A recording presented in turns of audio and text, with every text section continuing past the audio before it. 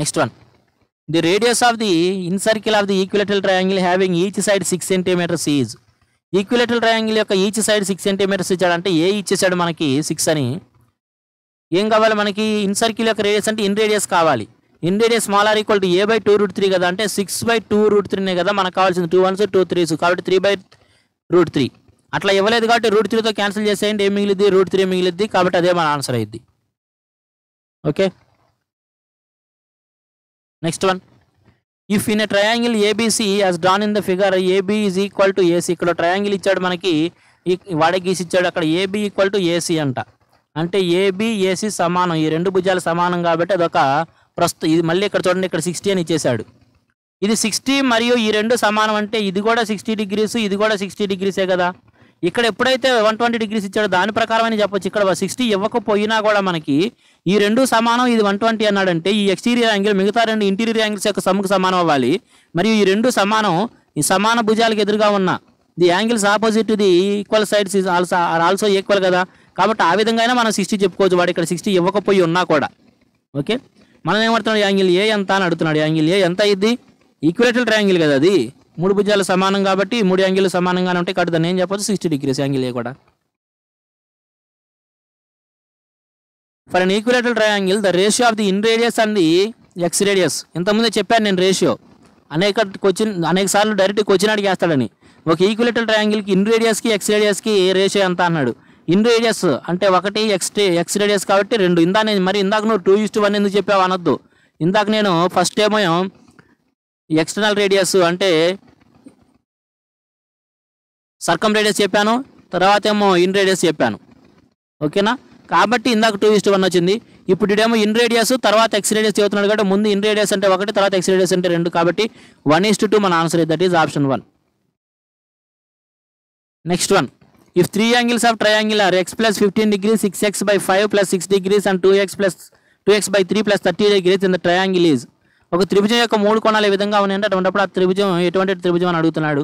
ఐసోసెలిసా, right యాంగిలా, ఈక్విలేటరలా, స్కేలినా. ఇక్కడ angles తెలిసిపోతే చెప్పేయచ్చు కదా మనం.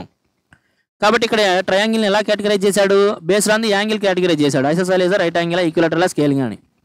కాబట్టి ఏమవ్వాలి మనకి? ఎప్పుడైనా సరే ఎటువంటి త్రిభుజం అయినా సరే the sum of the angles of a triangle is nothing but 180 degrees. కాబట్టి 3 కూడితే ఏమవ్వాలి మనకి? 180 degrees అవ్వాలి. ఫస్ట్ ఇది కూడేసామనుకోండి, కాన్స్టెంట్స్ కూడేసామనుకోండి, 30, 45, 51. 51 అటు పంపించేస్తే కనుక మిగతా ఈటి యొక్క సమ్ము దేనికి సమానం అవ్వాలి? 51 అంటే 50 130, 129, 129 సమానం అవ్వాలి. ఏది? ఈ ఎక్స్ వేరియబుల్స్ యొక్క సమ్ము. ఈ కింద ఇటు 3, 5 ఉంది కాబట్టి 15 తీసుకుంటున్నాను. ఇక్కడ ఏమి లేదు కాబట్టి ఇది 15x అయ్యిద్ది. 5 ఉంది కాబట్టి 3, 6, 3, 18x అయ్యిద్ది. ప్లస్ ఇక్కడ 3 ఉంది కాబట్టి 3, 5, 5, 2, 10x అయ్యిద్ది. కాబట్టి ఏం చెప్పుకోవచ్చు? 30, 43x. ఇది అంతా 43x అయింది. 43x 120, 43 1, 43 3 తీసుకోవచ్చు. x ఈక్వల్ టు ఏమైంది? 45. x ఈక్వల్ టు ఏమైంది? 45 degrees. x equal to 45 degrees. మరి ఈ యాంగిల్స్ తీసుకుంటే కనుక మనం x 45 ప్లస్ 15 ఏమైంది? 60 degrees. x 45 కాబట్టి ఇక్కడ 45 పెడితే 5 1 5 9 తీసుకోవచ్చు. 9 6 54 ప్లస్ 6 ఎంత? 60. ఈ రెండు తీసుకుంటే చాలు కదా, ఎందుకంటే మిగతా 3 యొక్క సమ్ము 180 అవ్వాలంటే ఈ రెండు 60 అయిపోతే 3 కూడా ఖచ్చితంగా 16 అవ్వాలి. కాబట్టి ఇక్కడ ఎక్స్ ప్లేస్లో పెట్టుకొని నేను సాల్వ్ చేయట్లా. 3 60 వచ్చినాయి కాబట్టి ఏం చెప్పొచ్చు? 3 కోణాలు సమానంగా ఉంటే దాన్ని ఏమంటాం? సమబాహు త్రిభుజమేగా, తెలుగులో ఏమో సమబాహు త్రిభుజం అంటాం. ఈక్విలేటరల్ ట్రయాంగిలేగా. క్వశ్చన్ నెంబర్ 14కి ఏం చెప్పొచ్చు మనం? Option 3. Next one, let ABC is an equilateral triangle, AD is perpendicular to BC. Then ABC అనేది ఒక ఈక్విలేటరల్ ట్రయాంగిల్ అంటండి. ఏడి అనేది బీసీకి పర్పెండిక్యులర్గా ఉందంట. అటువంటప్పుడు AB² plus BC² plus CA² అంటే వాటి some of the squares of the sides is equal to అని అడుగుతున్నాడు. ఇక్కడేమో యాల్టిట్యూడ్ పరంగా ఇచ్చాడు, ఏడి అనే యాల్టిట్యూడ్ బేస్ పరంగా ఇచ్చాడు మనకి. ఒకసారి గమనించండి, ఇక్కడ డయాగ్రామ్ కూడా ఇంక గీయాల్సిన అవసరం లేదు. ఒక్కొక్క ఈక్విలేటరల్ ట్రయాంగిల్ ఒక్కొక్క సైడ్ని నేను ఏ అంటున్నాను. ఈచ్ సైడ్ని ఏ అన్నప్పుడు AB plus BC plus CA 3 సైడ్లు స్క్వేర్ ఏమైంది? ఇది A², ఇది A², ఇది స్క్వేర్ అంటే 3A². దీని యొక్క రిజల్ట్ ఏం రాసేయచ్చు? Let the each side of the equilateral triangle is A, then AB² plus BC² plus CA² that is nothing but the sum of the squares of the sides of in equilateral triangle. A² plus A² plus A² that is 3A². వీడు ఇక్కడ ఇచ్చిన 3A² ఇచ్చాడు. ఈ 4 ఆప్షన్లో ఏది 3A²కి సమానం అయింది చెప్పమంటున్నాడు. ఒకవేళ ఫస్ట్ ఆప్షన్ కనుక మనం తీసుకుంటే 2 ఇంటూ AD ఏమైందండి? ఒక ఈక్విలేటరల్ ట్రయాంగిల్ యొక్క పర్పెండిక్యులర్ లేదా హైట్ అయిన ఏదైనా సరే ఏమైంది? √3/2A కదా. √3/2a కదా. ఒకేసారి ఇక్కడ అన్ని చోట్ల ఏడి స్క్వేర్ ఇచ్చాడు కాబట్టి డైరెక్ట్గా దాని యొక్క రిజల్ట్ తీసుకుందాం. ఏడి ఏమైందండి √3/2a అయింది. మరి ఏడి స్క్వేర్ ఏమైంది, దీన్ని స్క్వేర్ చేస్తే సరిపోయింది కదా. దీన్ని స్క్వేర్ చేస్తే ఏమైంది 3 మిగిలిద్ది, దీన్ని స్క్వేర్ చేస్తే 4 అయ్యిద్ది, దీన్ని స్క్వేర్ చేస్తే ఏ స్క్వేర్ అయ్యిద్ది. కాబట్టి దాని యొక్క యాంటిట్యూడ్ యొక్క స్క్వేర్ ఏడి స్క్వేర్ = 3/4a² అయ్యిద్ది. మనకు కావాల్సిన 3a² ఏది సమానం అయితే అది మన ఆప్షన్ అయ్యిద్ది. 2ad² అన్నాడు. 2 × ad² అంటే ఎంత 3/4a². రాసుకుంటే మరి అది సమానం అవుతుందా, 2 1s 2 2s తీసుకుని 3/2a². మనకు కావాల్సిన 3a². మనకు 3a² కావాలన్నప్పుడు ఇక్కడ నుంచి చూడండి డైరెక్ట్గా ఇంకా ప్రతి ఆప్షన్ని మనం ఏం చెక్ చేయాల్సిన అవసరం లేదు. మనకు కావాల్సిన 3a². యాల్టిట్యూడ్ ఏడి యొక్క స్క్వేర్ ఏమో 3/4a². అంటే ఇక్కడ ఈ 3a² మార్చాలంటే దీన్ని ఏం చేయాలి, × 4 చేయాలిగా. × 4 టైమ్స్ చేసుకుంటే సరిపోయింది కదా. ఆప్షన్లో ఎక్కడైతే × 4 టైమ్స్ చేశాడో అదేగా మన ఆన్సర్ అయ్యేది. ఓకే, కొద్దిగా స్మార్ట్గా కనుక మనం ఆలోచిస్తే 4 ఆప్షన్లు చెక్ చేయాల్సిన అవసరం ఏం లేదు. ఏడి యొక్క స్క్వేర్ 3/4a² అయినప్పుడు దాన్ని 4 ఇంతలు చేస్తేనే కదా ఈ 4 క్యాన్సిల్ అయిపోయి కావాల్సిన రిజల్ట్ 3a² మారేది. కాబట్టి దాన్ని 4 ఇంతలు చేయాలి. ఏడి² 4 ఇంతలు చేస్తే సమానం అయ్యింది. అదే మన ఆన్సర్ అయ్యింది. That is option 3. Next one, let AX is perpendicular to BC of an equilateral triangle ABC. Then the sum of the perpendicular distances of the sides of triangle ABC from any point inside the triangle is అంటున్నాడు. చూడండి ఇక్కడ జాగ్రత్తగా మంచిగా వచ్చినాం. ఒక ABC అనే ఒక equilateral triangle ఉందంట. ఇది ఏ, ఇది బి, ఇది సి. ఒక ఈక్విలేటరల్ ట్రయాంగిల్ ఉంది. ఇక్కడ ఏఎక్స్ అనేది బీసీకి పర్పెండిక్యులర్గా ఉందంటే ఈ వర్టైసెస్ ఏ నుంచి గీసిన బిఎక్స్ పై గీసిన ఏఎక్స్ అనేది దీనికి పర్పెండిక్యులర్గా ఉంది. ఎప్పుడైతే అది ఒక ఈక్విలేటరల్ ట్రయాంగిల్ అయిందో ఈ పర్పెండిక్యులర్ దాని యొక్క హైటు అయ్యిద్ది, మీడియన్ అయ్యిద్ది, యాంగులర్ బైసెక్టర్ అన్నీ అవుతాయి కదా. సరే, అది అలా ఉంచుతాం. వాడేమంటున్నాడు, then the sum of the perpendicular distances of sides of triangle ABC from any point inside the triangle is అంటున్నాడు. అసలు ఇక్కడ ఈ స్టేట్మెంట్ యొక్క సిగ్నిఫికెన్సే లేదు మనకి. ఓకే, ఈ సిగ్నిఫికెన్స్ లేదు. మళ్ళీ ఒకవేళ దీన్ని తీసేస్తున్నా, ఏఎక్స్ కావాలంటే ఏం తీసుకోవచ్చు మనం, దాన్ని √3/2a చూసుకోవచ్చు. ఏఎక్స్ ఈజ్ ఈక్వల్ టు, ఎందుకంటే అది ఆల్టిట్యూడ్ అయినా హైట్ అయినా ఏదైనా అదే కదా, మీడియన్ అయినా ఏదైనా అదే కదా. కాబట్టి √3/2a, ఏఎక్స్ యొక్క లెంత్ √3/2a వేసుకోవచ్చు. ఇప్పుడు మనకు లెక్కను సాల్వ్ చేస్తాను. దీని సిగ్నిఫికెన్స్ తీసేసి దీని లోపల ఏదో ఒక పాయింట్ నుంచి దీని సైడ్స్ మీద గల పర్పెండిక్యులర్స్ ఏవైతే ఉంటాయో వాటి యొక్క లెంత్ల యొక్క సమ్ము తీసుకోవాలంట. అది ఏఎక్స్కి దానికి ఉన్న రిలేషన్ ఏంది అని అడుగుతున్నాడు.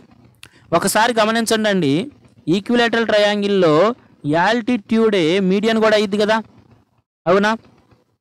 ఈ మీడియన్ హైట్ కూడా అయ్యిద్ది కదా.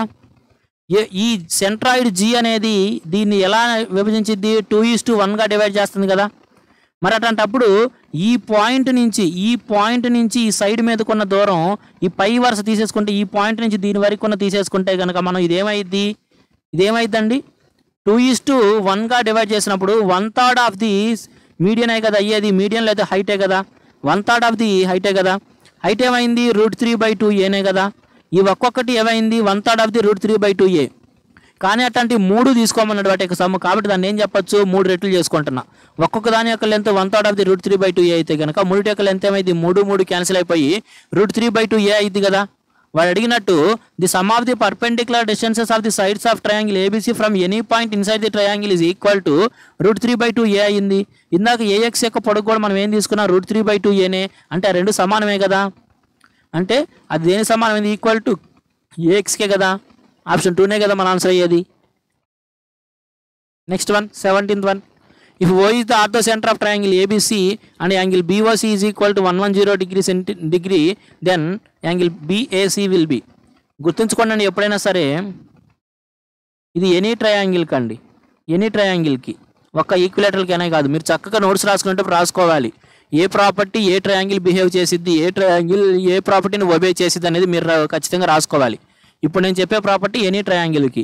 అటువంటి ప్రాపర్టీస్ వచ్చినప్పుడు ఎనీ ట్రయాంగిల్ అని పెడతాను, మీరు కూడా ఆ విధంగా నోట్ చేసుకోండి. ఎనీ ట్రయాంగిల్ ఏబిసి అనే ఒక ట్రయాంగిల్ ఉందండి. ఇక్కడ బిఓసి అనేది కనుక if BOC angle BOC is orthocentre, ఒకవేళ బిఓసి అనేది కనుక ఒకవేళ ఆర్థో సెంటర్ అనేది ఈ ట్రయాంగిల్కి, అటువంటప్పుడు then angle A plus angle A అని సింపుల్గా రాస్తాను, నిజానికి బీఏసీ అని రాయాలి కానీ సింపుల్గా మీకు అర్థం అవడం కోసం అలా రాశా. Angle BAC plus angle BOC, ఇక్కడ విఓ ఉండాలి, angle BOC is equal to ఏమవ్వాలి 180 degrees అవ్వాలి. ఒకవేళ బీఓసీ అనేది కనుక ఆర్థో సెంటర్ అయినట్లయితే అటువంటిప్పుడు బీఏసీ అంటే ఈ యాంగిల్ ప్లస్ ఈ యాంగిల్ అంటే ఇది ఒక ఏ డిగ్రీలు ఇది బి డిగ్రీలు అనుకున్నట్టయితే మనం A degree plus B degree is equal to ఏమవ్వాలి 180 degrees అవ్వాలి. ఓకే, ఇది ఆర్థో సెంటర్ అయినప్పుడు ఎనీ ట్రయాంగిల్ యొక్క ప్రాపర్టీ. ఇక్కడ కూడా ఏమంటున్నాడు, ఏబీసీలో బీఓసీ 110 అంటున్నాడు. బీఓసీ అంటే ఈ బి 110 ఇచ్చినప్పుడు బీఏసీ ఏమైద్ది, ఈ రెండింటి యొక్క సమ్ 180 అవ్వాలి కాబట్టి ఇది 110 అయిపోయినప్పుడు అవతలది ఏమవ్వాలి 70గా. కాబట్టి ఏం చెప్పొచ్చు, ఆప్షన్ 2 మన ఆన్సర్ అయ్యిద్ది. Next one, the altitude of an equilateral triangle of side 2/√3 centimeters is. దాని యొక్క సైడ్ ఇచ్చాడండి మనకి, దాని యొక్క యాల్టిట్యూడ్ అడుగుతున్నాడు. యాల్టిట్యూడ్ ఎలా అయింది, √3/2 ఏ కదా, ఏ అంటే ఏమి ఇచ్చాడు 2/√3 ఇచ్చాడు. ఈ √3 క్యాన్సిల్ చేద్దాం, 2 క్యాన్సిల్ చేద్దాం, ఏం మిగిలింది 1 కదా, కాబట్టి దాని యొక్క యాల్టిట్యూడ్ ఏమైంది 1 meter. Next one, in triangle ABC the line parallel to BC intersect AB and AC at P and Q respectively. If AB is to AP is equal to 5:3 then AQ is to QC is. ఒక ABC అనే triangle ఉందంటండి, ABC అనే ఒక triangle ఉంది. దాంట్లో చూడండి బీసీకి ప్యారలల్గా ఏబి మరియు పి ఏసీలని పి మరియు క్యూ దగ్గర ఇంటర్సెక్ట్ చేసేట్టు ఒక లైన్ గీశాడు. ఏబి బీసీకి ప్యారలల్గా ఉంది, అది ఏబీనేమో పి దగ్గర ఏసీనేమో క్యూ దగ్గర ఇంటర్సెక్ట్ చేస్తుంది కాబట్టి ఈ లైను. వాడు ఏమంటున్నాడంటే ఏబి ఈజ్ టు ఏపీ 5:3 అయింది. ఏబి అంటే ఈ మొత్తం కూడా 5 అయితే కనుక ఏపీ ఏమైంది చూడండి, ఏపీ 3 అయింది. ఏపీ 3 అయింది, ఈ మొత్తం 5 అయింది, ఇక్కడ నుంచి ఇక్కడ దాకా 5 అయిందంటే ఇదేమవ్వాలి 2నే కదా, అవునా, కాబట్టి ఇది 3:2గా రాశాం. ఈక్విలేటరల్ ట్రయాంగిల్ ఈ బీసీకి ఇది ప్యారలల్గా ఉందంటే ఇది ఏ రేషియోలో అయితే విభజించుద్దో ఈ సైడ్ని, ఈ సైడ్ని కూడా అదే రేషియోలో విభజించాలి కదా. కాబట్టి ఇక్కడ మనం ఏం చెప్పొచ్చు, ఏక్యూ కూడా 3 క్యూసీ కూడా ఏమైంది 2, కాబట్టి అది కూడా 3:2లోనే విభజించబడాలి. కాబట్టి ఏక్యూ ఈజ్ టు క్యూసీ కూడా ఏమైంది మనకు ఆన్సర్ 3:2నే అయితే, that is option 1. Next one, the ratio of circumradius and inradius of in equilateral triangle is. Circumradius ముందు చెప్పాడు కాబట్టి 2 అయింది, ఇన్ రేడియస్ తర్వాత చెప్పాడు కాబట్టి 1 అయింది. కాబట్టి రేషియో ఏం చెప్పొచ్చు 2:1. Where is that, option 3.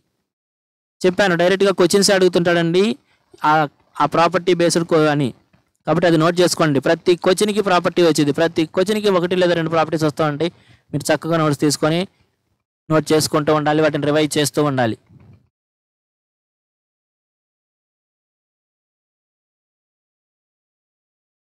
Next one, the ratio of the circumradius and inradius of in equilateral triangle is. Third time repeat చేశాడు ఇదే క్వశ్చన్, 20 క్వశ్చన్లు ముగియక ముందే చెప్పాను. ఇదే ప్రాపర్టీ మీద డైరెక్ట్గానే క్వశ్చన్లు అడుగుతూ ఉంటాడు. ఒక ఈక్విలేటరల్ ట్రయాంగిల్ యొక్క సర్కమ్ రేడియస్కి ఇన్ రేడియస్కి మధ్య రేషియో అనేది సర్కమ్ రేడియస్ ముందు ఇచ్చాడు కాబట్టి 2:1, కాబట్టి అని చెప్పొచ్చు ఆప్షన్ 3.